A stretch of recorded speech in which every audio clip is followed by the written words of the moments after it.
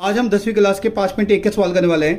पहला सवाल है 3,1,-1,-3 ए और डी का मान निकालना है। ए का मान और डी का मान निकालना है। ए का मान क्या होता है, आगे वाला ए का मान होता है 3 और डी का निकालने के लिए क्या लगाते हैं A2 माइनस में A1। A1 आगे वाला होता है A2, उससे अगला A3, उससे अगला। तो A2 कितना है, A2 है 1 और A1 कितना है 3। 1 में से 3 गया तो -2। डी का मान कितना आया -2। ए का मान है 3 और डी का मान है 2। आइए दूसरा सवाल करते हैं। दे रखा है -5, -1, 3 और 7। ए का मान और डी का मान मिसिंग है। ए का मान क्या होता है, आगे वाला ए का मान -5 और डी का मान क्या होता है A2 में से A1 को माइनस कर देंगे। A1 A2, A1 आगे वाला होता है, A2 पीछे वाला होता है। A2 कितना है, माइनस का 1 माइनस का माइनस। A1 का मान कितना है, माइनस का 5 ब्रैकेट में रखेंगे। माइनस का 1 माइनस माइनस प्लस का 5। 5 में से 1 गया 4। डी का मान कितना आया, डी का आया मान 4।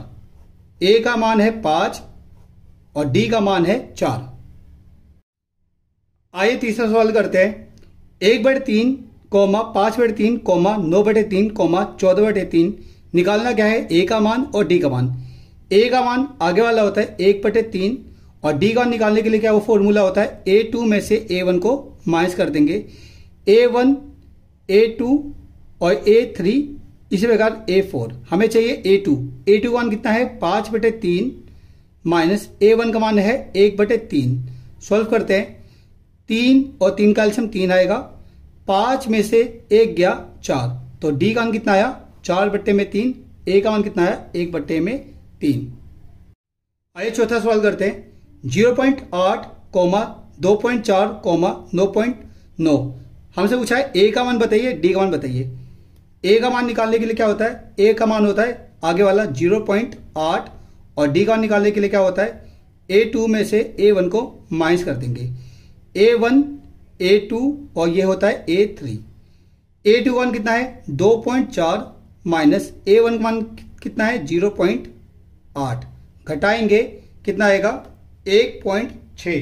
कितना आएगा 1.6। डी का मान निकल गया और ए का मान कितना है 0.8।